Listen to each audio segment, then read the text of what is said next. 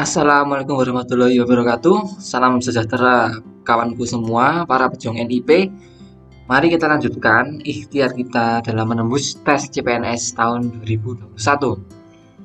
Kali ini langsung kita akan membahas paket soal tes intelijensia umum atau TIU sebanyak 30 soal.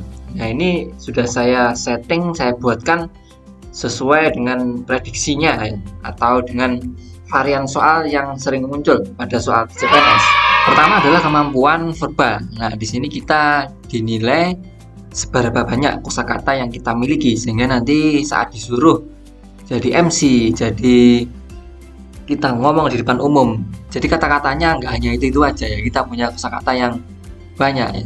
Pertama adalah hibridisasi. Nah, kosakata dari hibridisasi sinonimnya sesuai KBBI itu adalah noun. Di sini noun ini adalah kata benda, persilangan dari populasi yang berbeda. Kata hibridisasi sering kita temui pada pembelajaran pada IPA. Nah, ini yang orang-orang kimia sering juga nih kita temui sebuah kalimat hibridisasi elektron dalam senyawa metana adalah sp3.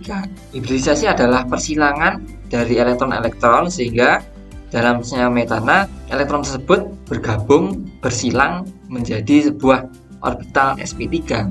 Jadi itu adalah makna dari hibridisasi. Maka untuk soal ini yang paling tepat adalah penyilangan ya. Jadi tips dari untuk soal nomor 1 itu kalau kita cari asal usulnya, hibridisasi itu adalah asalnya dari kata hibrida. Pernah dengar nggak jagung hibrida ya, yang sempat viral beberapa tahun lalu itu bahwa jagungnya tumbuhnya lapis 3 atau menjadi 3 biji per tanaman ya. Nah, itu sebenarnya jagung yang hasil persilangan dari gen 1 tambah gen 2 sehingga menjadi jagung yang lebih unggul. Itu adalah makna dari hibrida. Lanjut soal nomor 2, sinonim dari entitas. Nah, ini sering kita dengar tapi lupa di mana ya entitas. Nah, ada kelima opsi pada KBBI. Entitas itu juga noun atau kata benda, satuan yang berwujud. Lalu kalimatnya, untuk entitas itu semua benda di alam memiliki entitas berupa materi. Artinya semua benda di alam itu mempunyai wujud berupa materi. Kalau kita runut, entitas ini berasal dari kata bahasa Inggris entity. Nah, maka dari soal ini yang paling tepat adalah wujud. Kalau kita cek opsi lain, jumlah ini bukan entitas tapi adalah kuantitas. Sementara untuk opsi C, tak terbatas itu bukan entitas tapi infinitas. Kemudian untuk varietas itu adalah variasi, macam-macam. Sumbangsih itu pemberian ya. Bagaimana sih cara kita menambah kosakata dalam bahasa Indonesia? Gini, sekarang eranya era sosmed ya. Kita sering menghabiskan waktu untuk scroll sosial media seperti Facebook, Instagram, Twitter, bahkan TikTokan. Nah, maka supaya kita rebahannya berfaedah, sosmedan kita berfaedah, maka saya sarankan untuk follow akun yang punya konten keilmuan. Salah satu keilmuannya itu bisa dalam bentuk bahasa, dalam bentuk kosakata. Kalau di Instagram saya sarankan itu follow Aku Tahu ya. Itu isinya informasi up to date, bisa tentang bahasa, bisa tentang info-info sehari-hari. Dan kalau di Twitter itu silakan untuk follow Nara Bahasa. Itu isinya tentang bahasa-bahasa yang terbaru yang ditemukan di Indonesia dan sinonimnya juga. Kalau di Facebook itu silakan follow Ruang Informasi ya. Itu isinya juga informasi up to date juga tentang bagaimana istilah-istilah dalam di dunia.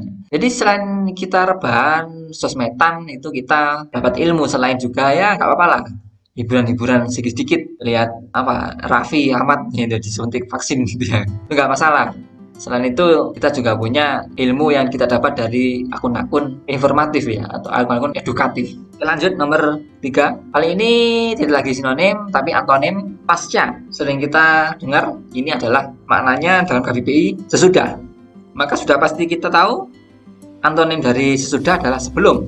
Sebelum ini bahasa yang sering dipakai adalah pra. Nah, maka yang paling tepat di sini dari kelima opsi adalah yang A, yang pra. Maka tipsnya di sini kalau kita sering dengar kata pasca sarjana itu adalah arti dari setelah menyelesaikan sarjana. Bisa S2, bisa S3. Untuk opsi C, D, dan E itu punya makna yang sama ya, tamat, akhir, selesai. Jadi bukan pasca. Lanjut nomor 4, masih antonim heterogen.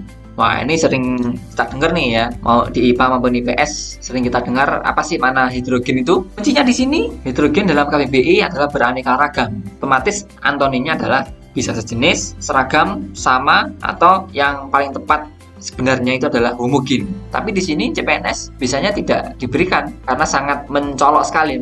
Nanti kalau diberikan opsi homogen, maka dari kelima opsi yang paling mendekati dari sifat antonim dari hidrogen adalah sejenis. Tipsnya, hidrogen itu sebenarnya berasal dari kata hetero, artinya bermacam, otomatis lawan katanya homo, sejenis. Di sini ada opsi oksigen, itu bukan sebuah sifat tapi unsur kimia ya. Atomnya O ya, untuk senyawanya O2.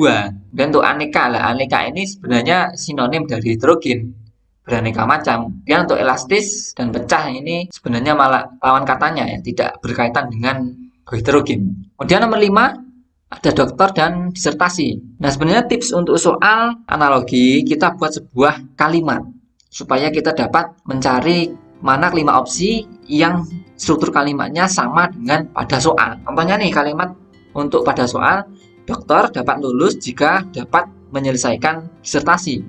Nah, maka dengan struktur seperti ini, maka kita harus mencari dari kelima opsi yang punya struktur sama dengan pada soal. Nah, kelima opsi yang paling cocok adalah yang D, karena sarjana dapat lulus jika dapat menyelesaikan skripsi. Kita contoh nih yang nomor A, apakah sama jika kita buat kalimatnya menteri dapat lulus jika dapat menyelesaikan kepres? Tidak. B, kiai dapat lulus jika dapat menyelesaikan jamaah. Juga tidak. Yang C, potret dapat lulus jika menyelesaikan kamera. Tidak cocok juga. Yang E, buruh dapat lulus jika menyelesaikan upah. Tidak juga. Maka kita sangat mudah dapat mencari jawabannya adalah yang D jika kita buat kalimat yang memudahkan analoginya. Jadi itu tips dari soal analogi ya, membuat kalimat. Nah, di sini bagi yang belum tahu, sarjana itu lulusnya jika dapat menyelesaikan skripsi. Nah, pasca sarjana itu magister dan doktor. Magister dapat lulus jika dapat menyelesaikan tesis, kemudian doktor dapat lulus jika dapat menyelesaikan disertasi. Nah, itu bagi yang belum tahu ya, bagaimana syarat-syarat kelulusan dari S1, S2, dan S3. Nah, ini apa sih singkatan dari S1, S2, S3-nya? S-nya itu apa sih? Nah, itu sering ada yang bilang S-nya itu sarjana ya, sarjana 1, sarjana 2, sarjana 3. No. It's wrong. S itu adalah strata. Strata 1, strata 2, strata 3. Jadi S dalam singkatan S1 bukan sarjana 1, sarjana 2, sarjana 3. Tidak.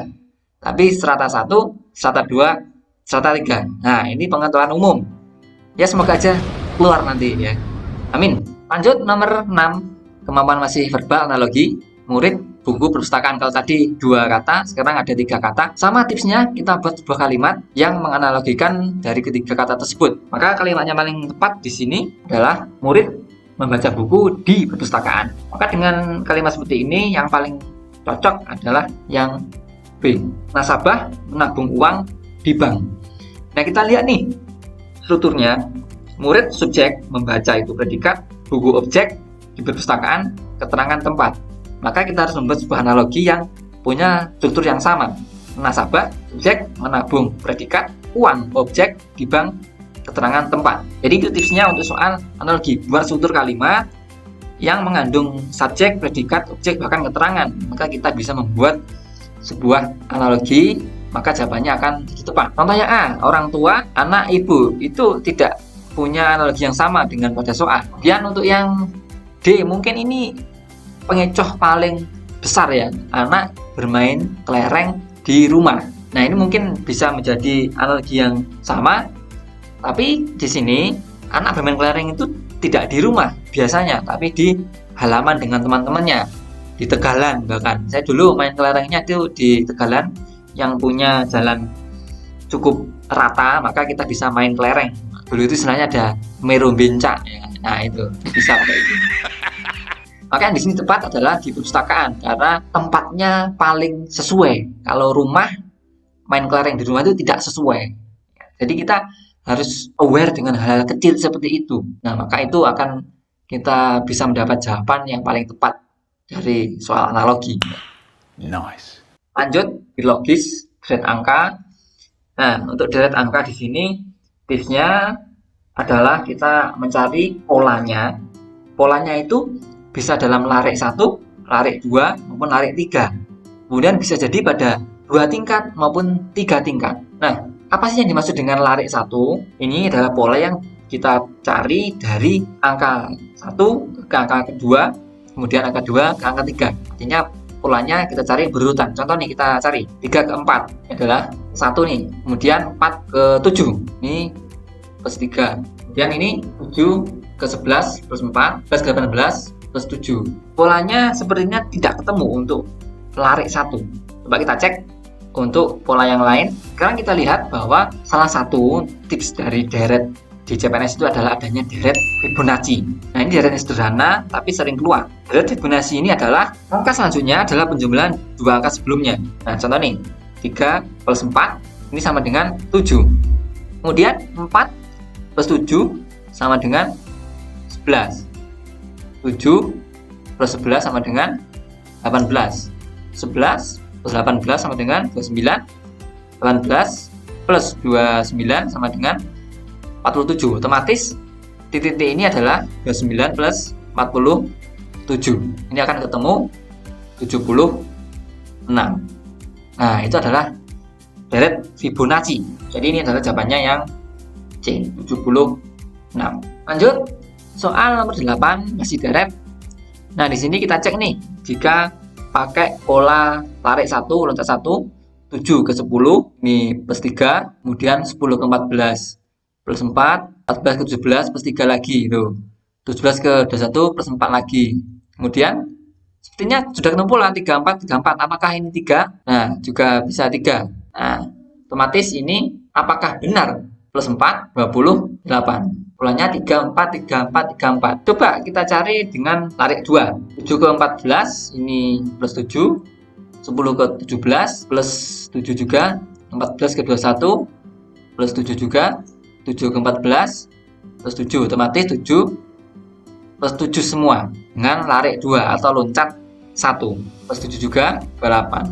Nah, jadi apa sih kesimpulannya untuk deret ini? Pola bisa dicari tidak hanya satu, tapi bisa dua cara. Ini cara pertama, 34, 34, 34, atau dengan pola kedua, plus 7, plus 7. Namun bedanya untuk atas ini adalah larik 1 atau langsung meloncat. Kemudian untuk yang bawah, larik 2 atau melompati satu angka atau loncat 2. 7 ke 10, 10 ke 14 itu adalah loncat 2. Kalau yang atas loncat 1. Jadi jangan bingung, loh ini kok nggak ketemu polanya loncat 1. Cari yang loncat 2. Oh, kok nggak ketemu lagi loncat 2. Cari loncat 3. Jadi tipsnya di sini loncatnya untuk deret itu bisa larik 1 atau loncat 1, larik 2, loncat 2, larik 3, loncat 3, atau bahkan larik 4. Loncat 4, tapi untuk loncat 4 ini sepertinya jarang. Biasanya hanya sampai loncat 3. Lanjut untuk soal masih deret 8, 12, 18, 26. Nah, kita cek nih. Untuk kita larik 1 dulu. 8 ke 12. Ini plus 4, kemudian 12 ke 18. Ini plus 6, kemudian 18 plus 26 plus 8. Nah, ini plus 2 plus 2. Otomatis juga ini plus 10 karena ini harus plus 2. Nah, maka 36 yang C. Nah, ini adalah pola dari dua tingkat. Nah, artinya polanya setelah larik 1 kita temukan, kita cari lagi tingkat 2-nya. Plus 2, plus 2, plus 2. Ini sama, ketemu dua tingkat. Sebenarnya untuk pola deret ada tingkat 2 maupun tingkat 3. Tingkat 3 itu, ya ini masih kita cari lagi. Nah ini adalah tingkat 3. Terus soal ini adalah dua tingkat. Oke, jadi dari soal-soal deret tadi, tipenya cara mencarinya adalah cari dulu larik 1, nggak ketemu cari larik 2, nggak ketemu cari larik 3, kalau nggak ketemu lagi cari 2 tingkat dan 3 tingkat. Itu tipsnya. Kali ini untuk deret huruf sebenarnya tipsnya sama dengan deret angka, larik-lariknya juga sama, tingkat-tingkatnya juga sama. Kita cek nih, A ke M jauh, M ke N. Lah ini bisa jadi pola. A ke N jauh, A ke B. Nah, A ke B. Nah, ini plus 1 ya. Loncat 1. Kemudian berarti kita cek yang langsung loncat 2. B ke C. Nah, B ke C ketemu nih. 1 otomatis sisanya M ke N plus 1, O ke P juga plus 1. Nah, artinya lari 3 atau loncat 3, 1, 2, 3 diselingi dengan lari 1, MN plus 1. Nah, otomatis di sini setelah C, nah ini OP Chi R. Nah, ini ketemu Chi. Karena setelah O, P, maka ini Chi ketemu yang C. Nah, tipsnya di sini jika ketemu atau bahkan angka pun yang berdekatan ini AB kan ketok. Nah, itu kemungkinan besar adalah sebuah pola meskipun letaknya berselisih 1 atau 2 gitu ya. Itu biasanya menjadi pola. Nah, makanya setelah ketemu pola itu maka sisanya pasti ya juga pola seperti MN. Nah, MN itu kan juga dekat tuh. OP juga dekat. Maka itu kemungkinan besar menjadi sebuah pola. Nah, kebetulan ini benar. Yang berdekatan jadi sebuah pola. Lagi masih soal deret huruf C, F, I, L, O. Yang dekat mana nih? C dengan E. Nah, C dengan E pasti ini sebuah pola. Nah, antara C dengan F itu ada D dan E. Nah, kemudian F ke I juga dekat kan? F. Nah, antara F dan I ada G dan H. Antara I dan L ada J dan K. Antara L dan O ada M dan N. Nah, tipsnya berfungsi kan, artinya yang dekat itu biasanya pola. Nah, ini juga membentuk sebuah pola. Otomatis ini O sisi 2, P, Q, pasti R. Nah, saat ini S, T, ini ketemu U. Nah, ketemu R dan U. Jadi itu tipsnya untuk deret huruf maupun deret angka. Cari yang berdekatan. Kalau udah ketemu yang berdekatan, cari polanya. Nah, itu kemungkinan besar sudah menjadi pola. Tinggal nyari sisanya pola yang lain. Tipsnya itu ya. Nah, sebenarnya juga pola huruf sama dengan pola angka deretnya ya. Oke, kita mencari penarikan kesimpulan di sini. Nah, ini soalnya sering pasti muncul di soal dimanapun. Tes CPNS, di Bappenas, maupun soal-soal UTBK, soal masuk kampus, ini pasti ada. Kenapa sih harus ada soal premis ini? Ya memang kita dalam hidup pasti disuruh mencari kesimpulan dari masalah-masalah. Nah, ini premis 1 ini adalah masalah nih ya. Jika cuaca buruk maka penerbangan ditunda. Nah, masalah kedua, jika penerbangan ditunda maka penumpang pesawat terlantar. Nah, ini sebenarnya kita berlatih memecahkan masalah. Kita kan hidup penuh masalah, tapi kita selalu berdoa supaya pundak kita dikuatkan, bukan masalah itu dihilangkan. Just do it! Oke, kita kembali pada soal. Nah, ini caranya untuk penarikan kesimpulan, maka kita harus membuat metodenya ya. Bisa pakai silogisme, bisa pakai ponens, modus tollens. Nah, kalau yang belum ngecek video saya untuk metode penarikan kesimpulan, silahkan dicek di halaman channel. Ini kita ibaratkan dengan P, ya, kemudian maka penerbangan ditunda. Ini adalah Q. Kemudian jika penerbangan ditunda, ini tadi adalah Q. Lalu maka penumpang pesawat terlantar, ini adalah R. Nah, dengan sudah kita identifikasi pola seperti ini, maka metodenya adalah metode silogisme. Silogisme itu premis satunya itu adalah P maka Q, kemudian premis 2 itu Q maka R. Untuk kesimpulannya P maka R. Lihat, kesimpulannya tidak mengandung Q. Q artinya dihilangkan. Kenapa Q ini dihilangkan? Karena Q adalah term penengah. Jadi term penengah yang muncul pada kedua premis, hukumnya haram muncul di kesimpulan. Q adalah term penengah. Itu tipsnya ya. Ingat-ingat, ini penting sekali. Jadi jangan mencari opsi jawaban yang mengandung penerbangan ditunda. Nah, ini yang A, ini ada ditunda.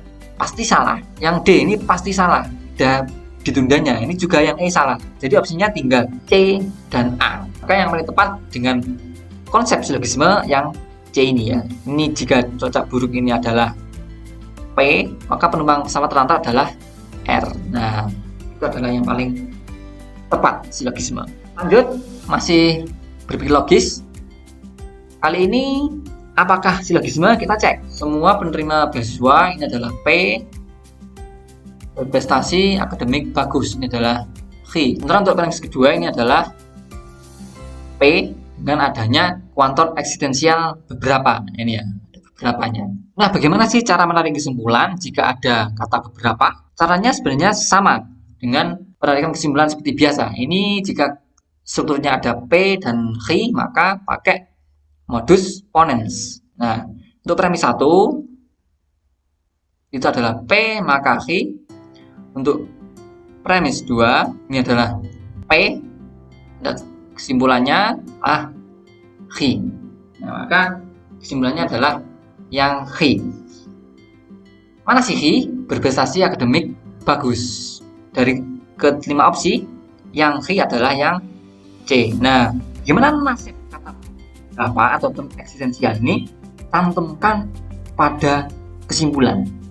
Jadi yang ini adalah Q-nya, cantumkan kata beberapanya ke dalam kesimpulan. Nah, jadi tipsnya untuk yang mengandung kata beberapa, maka pada kesimpulan harus mengandung kata itu. Itu adalah tips jika menarik kesimpulan yang mengandung term eksistensial seperti beberapa, sebagian. Ikutkan pada kesimpulan. Jadi cari opsi jawaban yang ada kata beberapanya. Kenapa sih salah? Karena ada kata semua. B juga salah karena tidak ada kata beberapa. D ada, ini setara dengan beberapa, namun kesimpulannya salah. E juga tidak ada kata beberapa, maka juga salah. Lanjut untuk nomor 14, apel. Kemudian manis rasanya, ini adalah Q. Ini adalah baunya harum, ini adalah R. Maka dengan struktur seperti ini, pakai metode P maka Q. Kemudian untuk premisnya ini adalah Q maka R. Maka kesimpulannya P maka R. Nah, ini jika salah satu premis mengandung sebagian, maka pada kesimpulan harus mengandung term tersebut. Oke, kita lanjut soal numerik. Kali ini ada 5 pangkat 3 plus 5 pangkat 3 plus 5 pangkat 3 plus 5 pangkat 3 plus 5 pangkat 3. Itu 5 pangkat N. Nah, ini aritmatika sederhana. Berapa sih harga N itu? Nah, 5 pangkat 3 ini sebenarnya adalah 5 kali 5 pangkat 3. Kenapa bisa jadi seperti ini? Ya, artinya 5 kali 5 pangkat 3 itu sama dengan 2 pangkat 2 tambah 2 pangkat 2.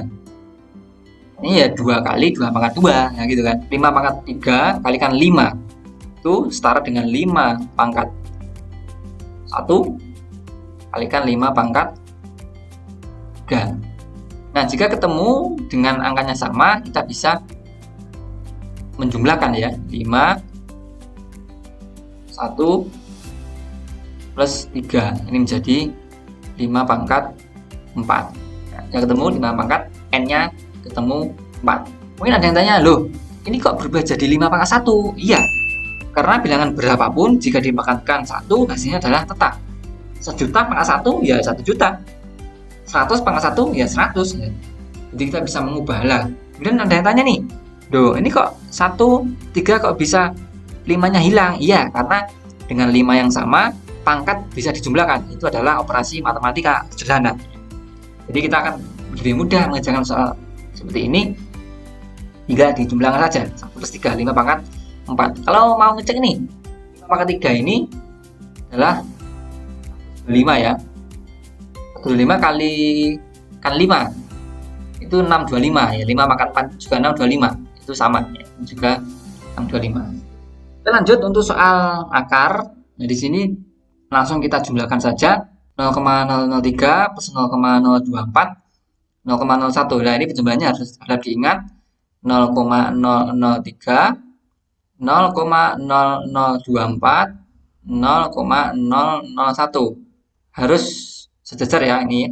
Nah, ini menjadi 4, ini 6, 0, 0, 0,064. Maka sudah ketemu, kita akarkan langsung 0,0064. Nah, ini kan masih dalam bentuk desimal nih. Bagaimana mengubahnya? Kita ubah saja menjadi pecahan. 0,064 itu adalah 64 per 10.000. Kenapa 10.000? Karena 4 angka di belakang koma, maka nolnya juga 4 nih. Nah, jika sudah seperti ini maka akan menjadi ketemu. Akar 64 itu adalah 8, akar 10.000 adalah 100. Ketemu 8 per 100. Jika kita sederhanakan lagi, ini menjadi, kita bagi 4 semua. Ini bagi 4, ini bagi 4. Menjadi 2 per 25. Ketemu yang E. Jadi itu tipsnya untuk mengerjakan soal akar desimal dapat diubah ke pecahan untuk memudahkan pengakaran. Lanjut nomor 17. Kali ini ada soal yang mengandung persen atau persentase. Di sini harus diingat bahwa persen itu jika 35% artinya 35 per 100. Jika ada soal seperti ini, kita bisa mengumpamakan jika 35% adalah 7, maka 100%-nya berapa, kan gitu. Dengan seperti ini kita bisa membuat persamaan matematika bahwa 35% per 100% sama dengan 7 per X. Maka dengan seperti ini X dapat kita temukan 100% kali 7 per 35%. Persen dapat dicoret, 35 dan 7 dapat disederhanakan menjadi ini 5. Ini menjadi 100 per 5, jadi 20. Jadi itu caranya jika menemukan soal yang mengandung persentase. Terus kita umpamakan bahwa persentase adalah berapa tiap 100 bagian. Nah, maka ketemu jawabannya adalah 20 yang C. Lalu dengan soal nomor 18, ini adalah aljabar sederhana. Bagaimana sih cara mengerjakannya jika diketahui sebuah persamaan, kemudian kita mencari variabel entah itu X atau Y atau H atau R. Nah, di sini ada H per 12,5% sama dengan 32 per H. Maka jika terdapat hanya satu variabel yang dicari, di sini adalah H, langsung masukkan saja. Langsung kita operasikan. Berbeda nanti jika ada dua, H dan R, maka kita harus pakai eliminasi lah atau pakai substitusi. Nah, di sini langsung kita kalikan H dengan H, kemudian 12,5% dengan 32. Ini menjadi H kuadrat sama dengan 12,5% kali 32. Ingat, 12,5% itu setara dengan 12,5 per 100 tiap 100 bagian.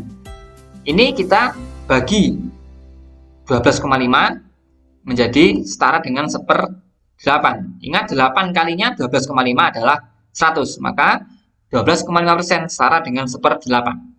Maka kita masukkan ke dalam persamaan 1/8 kalikan 32 menjadi 32 per 8. Ini sama dengan 4. Ini masih H kuadrat. Untuk mencari H, maka menjadi akar 4. Jadi 2. Ketemu 2. Lanjut nomor 19. Masih dalam aljabar. Di sini kita diberikan dua variabel. Kalau tadi satu variabel ya, sekarang ada dua, X dan Y. Kali ini kita bandingkan harga X dan harga Y.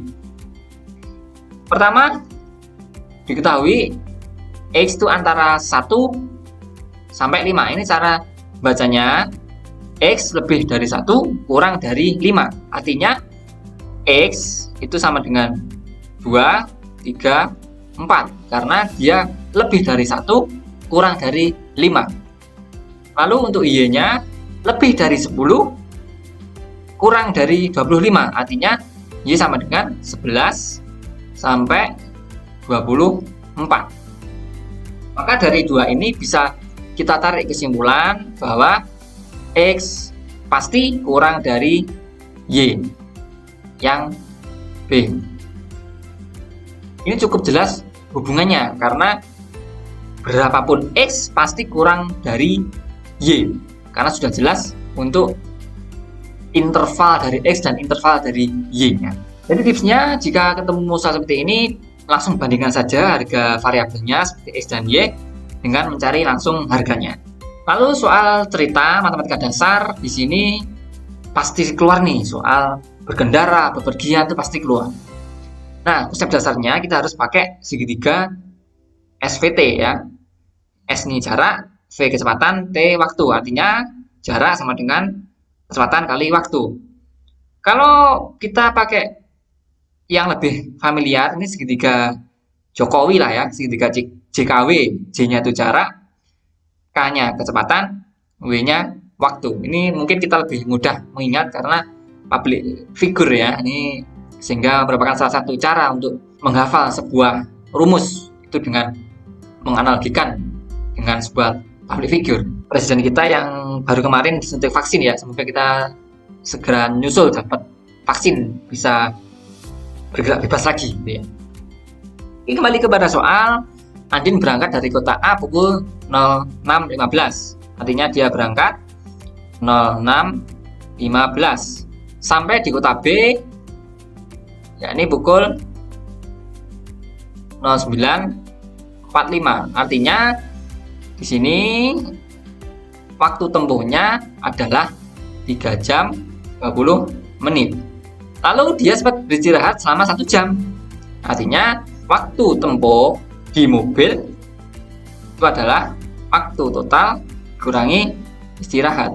Ini menjadi 3 jam 30 menit dikurangi 1 jam.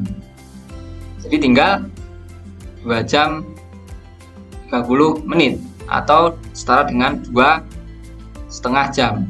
Maka dengan rumus JKW atau SVT, jarak dapat kita cari bahwa V kali T atau K kali W ya. V-nya tadi kecepatannya adalah 60 km per jam kali waktunya 2,5 jam. Ini menjadi ketemu 150 km karena jamnya dapat kita coret. Jadi caranya adalah menggunakan segitiga SVT atau segitiga Jokowi. Nah, maka ini ketemu jawaban yang B, 160 km. Lanjut nomor soal 21, pembangunan sebuah rumah dapat diselesaikan dalam waktu 15 hari oleh 4 orang. Ini adalah soal perbandingan senilai maupun berbalik nilai. Tipsnya seperti ini. Jika perbandingan senilai itu langsung saja tuliskan A per B sama dengan X per Y. Senilai artinya A senilai dengan X, B senilai dengan Y. Tapi kalau perbandingan berbalik nilai, A per B sama dengan Y per X dibalik. Apa sih contoh perbandingan senilai itu?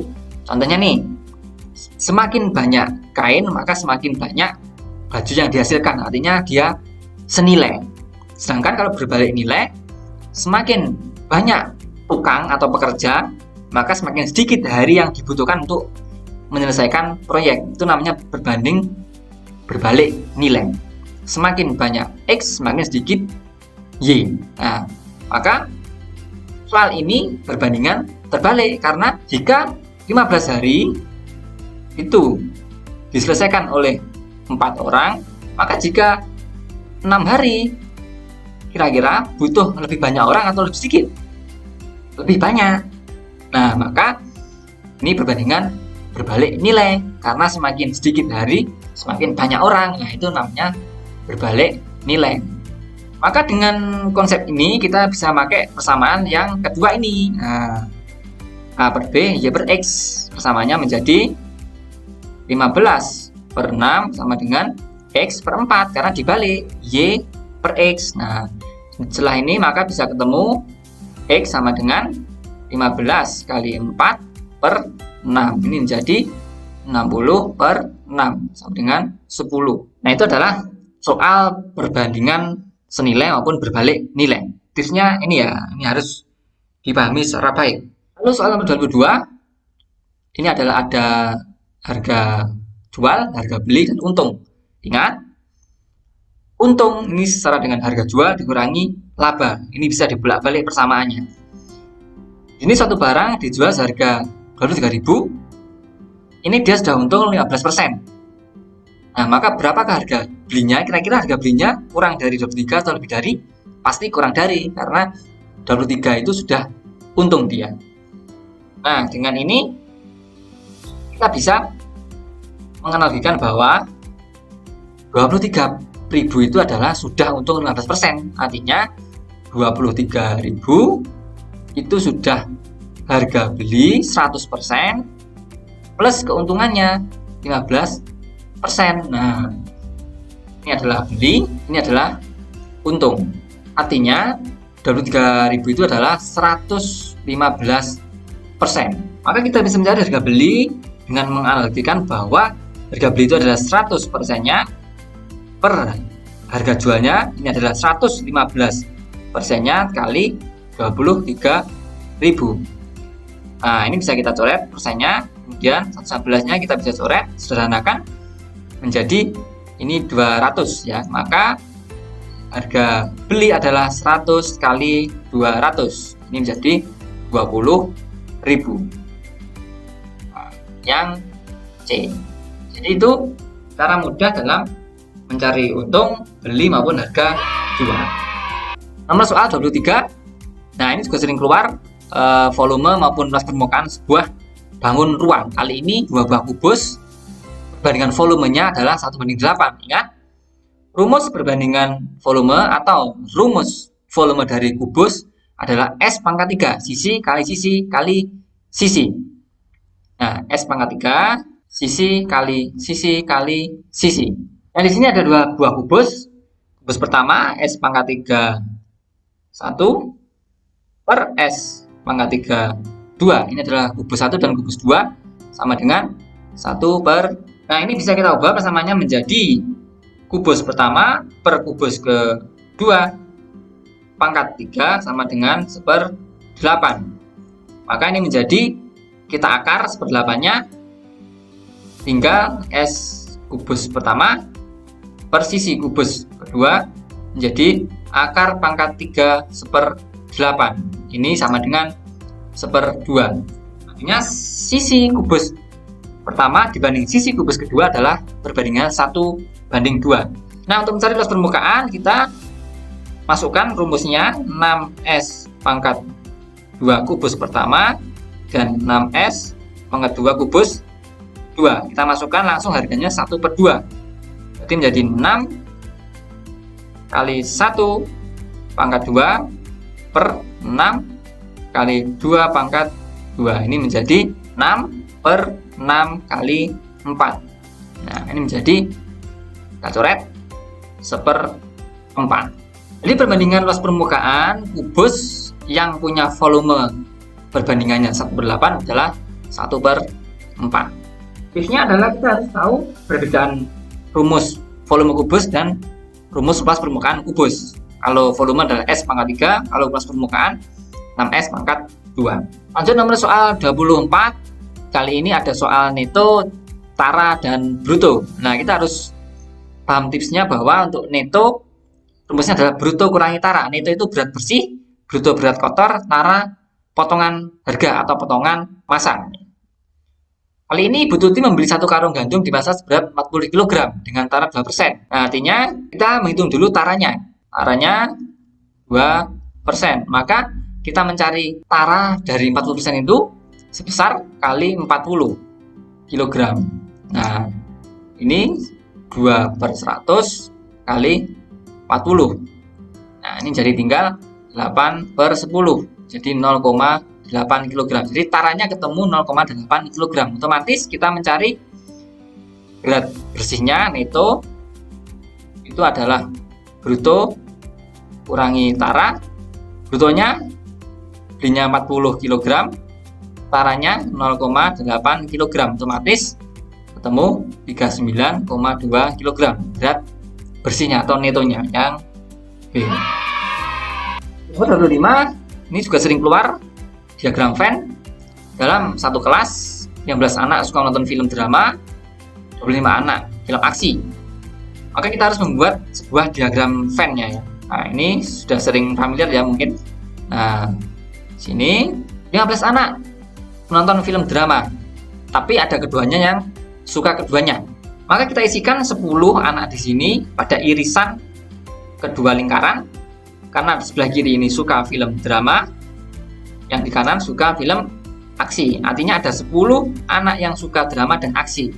Untuk mencari yang drama, kita tinggal kurangkan Nah, 15 anak suka menonton film drama. Maka 15 kurangi 10 yang di tengah ini. Menjadi tinggal 5 anak yang suka drama. Untuk yang suka aksi, maka tinggal kita kurangkan saja. 25 kurangi 10 yang di tengah. Ini menjadi tinggal 15 anak. Maka jumlah keseluruhan dari siswa yang suka drama 5 anak, yang suka aksi 15 anak, yang suka keduanya 10 anak. Ini sama dengan 30 anak. Yang B. Nah, cara cepatnya ada itu. Khusus jika mencari jumlah siswa, maka siswa suka A plus suka B kurangi suka A plus B. Jadi, jika cara cepatnya dengan soal ini, jumlah siswa suka drama.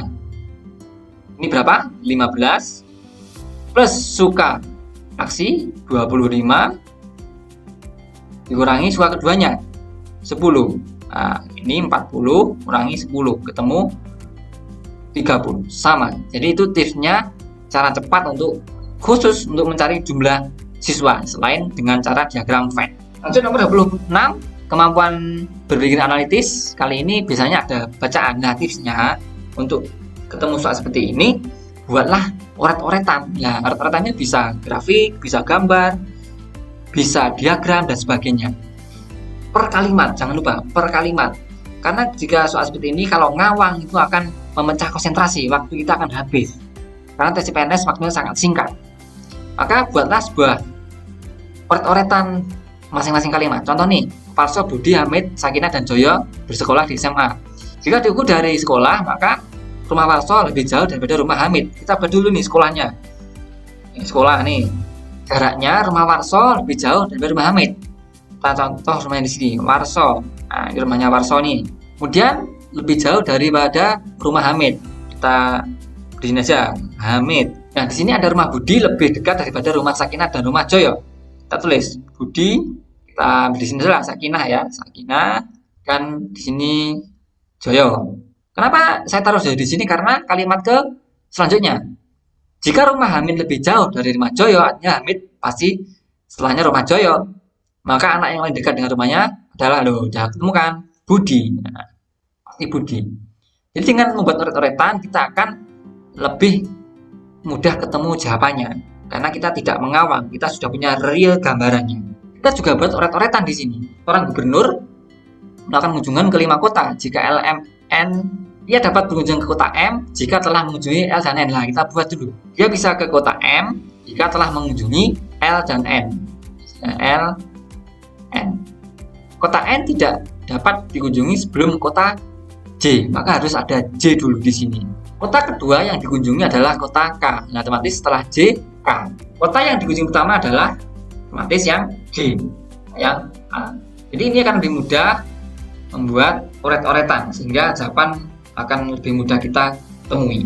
Oke, lanjut soal tipe terakhir dari soal TU CPNS, kemampuan figural atau spasial. Nah, ini kita banyak sekali varian soal ini, bisa dalam bentuk persamaan gambar, perbedaan gambar, rotasi, refleksi, pencerminan. Nah, nomor 8, kali ini apakah ada rotasi?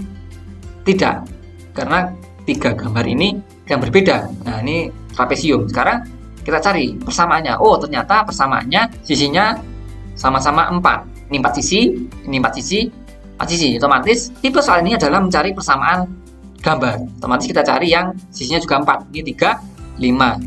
Tak terbatas, ini 4. Jadi yang D. Yang E adalah 6 sisi. Nah, jadi perbandingan jumlah sisi bangun datar dapat menjadi sebuah pola. Nah, selain persamaan gambar, kali ini kita ketemu soal yang lebih sedikit. Nah, ada bangun yang bergerak pada segitiga dalam kotak. Caranya, amati masing-masing bangun dulu. Jangan langsung 2, satu-satu dulu. Contoh nih, persegi. Ini berpindahnya ke sini nih. Nah, ke sini. Pindah ke sini sekarang. Dari sini pindah ke sini. Nah, jadi ke sini. Jadi yang kotak itu adalah berlawanan arah jarum jam. Sementara yang lingkaran, lihat, pindahnya ke sini. Nah, setelah ini pindah ke sini. yang lingkaran searah jarum jam. Otomatis gambar keempat ini akan pindah ke sini, dan yang lingkaran akan pindah ke sini. Kan ketemu yang kotak di sini dan lingkaran di sini. Jawabannya itu yang B. Jadi caranya adalah rotasi komponen itu dapat berlawanan arah jarum jam maupun searah jarum jam. Jadi caranya amati saja satu-satu, jangan langsung 2 atau 3, itu akan lebih rumit. Satu-satu dulu selesai. Bahkan kalau sudah ketemu satu itu kemungkinan ketemu jawabannya dengan tidak mencari pola yang kedua atau ketiga. Nah, itu akan lebih mempermudah kita. Soal nomor terakhir masih figural. Kali ini gambar ini apakah terjadi rotasi? Kita cek, kita putar-putar. Oh, ternyata ada gambar yang tidak sesuai jika dirotasikan. A, B, dan E, gambarnya sudah berubah-ubah dari gambar awal. Kemudian apakah ada persamaan gambar? Tidak, karena gambar yang A, B, dan E juga sudah berubah dari gambar asalnya. Kita buat cerminannya ya. Kita gambarkan saja. Dari sini kita ibaratkan kaca, maka kita gambar cerminannya ini, kemudian yang di bawah ini garisnya lurus, ini garisnya vertikal. Maka ketemu bahwa soal ini adalah tipe soal pencerminan yang D ini. C juga cerminannya, oh tidak, garis yang pada bangun di bawah garisnya lurus, tidak vertikal, ini garis horizontal. Jadi yang C salah karena cerminan dari garisnya tidak sesuai dengan cerminan vertikal pada soal. Jadi tipe soal figural itu bisa dalam bentuk persamaan gambar, bisa dalam bentuk rotasi, bisa dalam bentuk pencerminan. Itu aja 3 tipe dari soal gambar. Pastikan cari salah satu dari itu. Baik, 30 soal sudah kita selesaikan dengan berbagai tips dan cara-caranya. Hanya sebuah usaha. Semakin kita sering latihan soal, maka minimal kita sudah pernah mengerjakan soal ini ketika ternyata keluar saat tes CPNS. Nah, saya ingat soal ini, jawabannya ini. Nah, kedua, dengan sering soal kita paham konsepnya. Kita ketemu pas saat tes CPNS, soal seperti ini cara ngerjakannya seperti apa sih? Kita sudah tahu. Ini ada usaha kita dalam menghafal soal maupun memahami soal. Usaha tanpa doa itu sombong, karena setiap aktivitas kita pasti melibatkan Yang Maha Kuasa ya. Tangan Tuhan harus kita libatkan dalam setiap aktivitas kita. Termasuk juga saat tes CPNS kita harus berdoa dan juga berusaha. Nah, pada kimia nih ada konsep kesetimbangan. Lambangnya adalah panah bolak-balik. Artinya apa? Laju reaksi ke kanan sama dengan laju reaksi ke kiri. Jika kita ibaratkan itu doa dan usaha adalah sebuah reaksi bolak-balik, maka doa dan usaha harus setimbang. Artinya laju kita berdoa harus setara dengan laju kita berusaha. Karena usaha atau ikhtiar tanpa doa adalah sombong, sedangkan doa tanpa usaha adalah sia-sia. Itu adalah refleksi kita hari ini. Sampai jumpa pada paket soal TIU selanjutnya, maupun kita akan bahas TWK dan TKP. Silakan ada yang mau request materi apa yang perlu dibahas, silakan tulis di kolom